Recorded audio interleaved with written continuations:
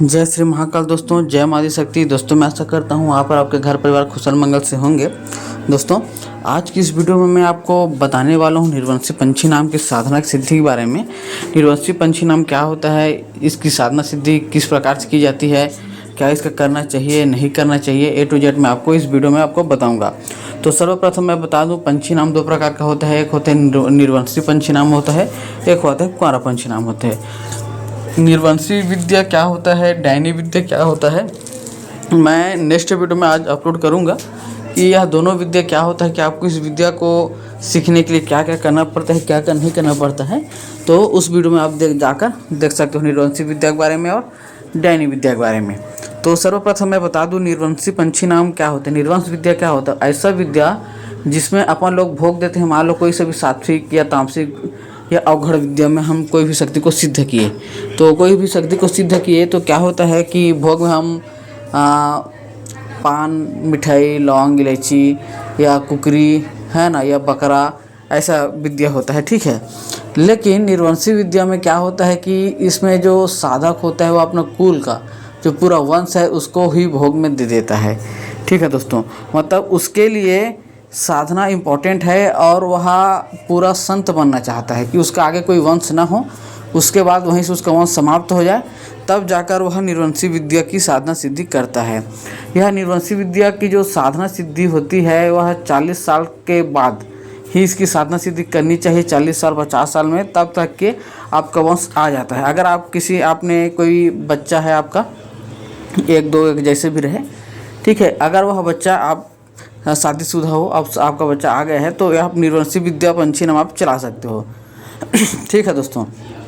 अगर आप कुंवारा हो और शादी वह नहीं हुई है, या आपका शादी हो चुकी है लेकिन अभी तक आपका कोई वंश नहीं आया है, बच्चा नहीं आया है, तब आप कुंवारा पंछी नाम की साधना आपको करनी चाहिए, ठीक है दोस्तों।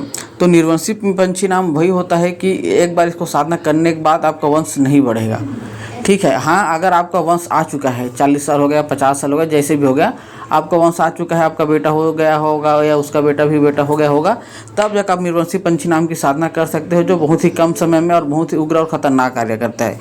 जो आज की इस वीडियो में बताऊंगा निर्वंशी पंछी नाम की साधना, इसका मंत्र जो है वह समय शुल्क का इसका रखा गया है 3100 रुपये। इस समय शुल्क को आपको देकर 31 रुपये में यह निर्वंशी पंछी नाम विद्या को आप प्राप्त कर पाओगे। और जब चाहो जहाँ चाहो वायु की गति से एक स्थान से दूसरे स्थान आप आर पार जा सकते हो, कहीं पर भी हो, वायु गमन के माध्यम से एक स्थान से दूसरे में पहुँच सकते हो, आ सकते हो, जा सकते हो। यह निर्वंशी पंछी नाम 40 साल या 50 साल की उम्र के होने के बाद ही इस पंछी नाम की साधना आपको करनी चाहिए। अगर आप चाहते हो, यह बहुत ही कम समय में बहुत ही उग्र, बहुत ही खतरनाक कार्य होता है। इसकी जो साधना होती है 11 से 21 दिन की यह साधना होती है। 11 से 21 दिन में यह पंछी नाम सिद्ध हो जाता है। उसके बाद दुनिया में आप कहीं से भी कहीं पर भी हो, कुछ ही मिनटों में आप पहुंच सकते हो। जैसे कि आपको घंटा नहीं लगेगा, आधा घंटा 1 घंटा नहीं लगेगा। आप दिल्ली जाना हो, कलकत्ता, मुंबई, कहीं भी जाना हो, कुछ ही मिनटों में है ना आप पहुंच जाओगे। यह निर्वंशी विद्या होता है। निर्वंशी विद्या में छपक नाम भी होता है। छपक नाम निर्वंशी विद्या का एक श्रेणी होता है कि इसमें आपका वंश नहीं होगा और उस शक्ति इतना कार्य करेगा कि आप सोच भी नहीं पाओगे। आप एक कदम रखोगे तो आपको पता नहीं चलेगा आप कहाँ पर पहुँच जाओगे। तो यह होता है निर्वंशी पंछी नाम। इसी प्रकार से कुंवारा पंछी नाम आपको मैं बता ही चुका हूँ कबीर साहब का, उसका समय शुल्क का 5600 रखा गया है। और इसका निर्वंशी विद्या का जो समय शुल्क है वह 3100 रुपये रखा गया है। जो भी व्यक्ति या जो भी साधक यह निर्वंशी पंछी नाम की साधना को चाहता है वह समय शुल्क देकर प्राप्त कर सकते हैं, जिसमें आप कोई कहीं पर भी किसी भी समय आप आवागमन कर सकते हो। तो यह जो समय है वह बहुत कीमती समय है, इस चीज़ का समय शुल्क रखा गया है। नहीं तो आप यूट्यूब में हज़ारों मंत्र है, करोड़ों मंत्र है, वहाँ पर ट्राई कर सकते हो। यह जो मंत्र है गुरुमुखी परीक्षित मंत्र है।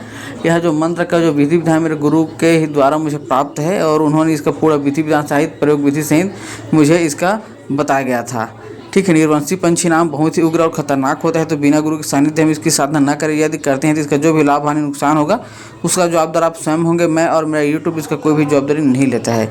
तो यह हो गया निर्वंशी पंछी नाम की साधना, ठीक है। जिन साधक भाइयों को निर्वंश पंछी नाम की साधना करनी है तो वह संपर्क कीजिएगा 62 इस नंबर में आप निर्वंशी पंछी नाम की साधना को प्राप्त कर आप कोई सभी काम को मतलब कोई से भी काम के लिए आप आवागमन कर सकते हो।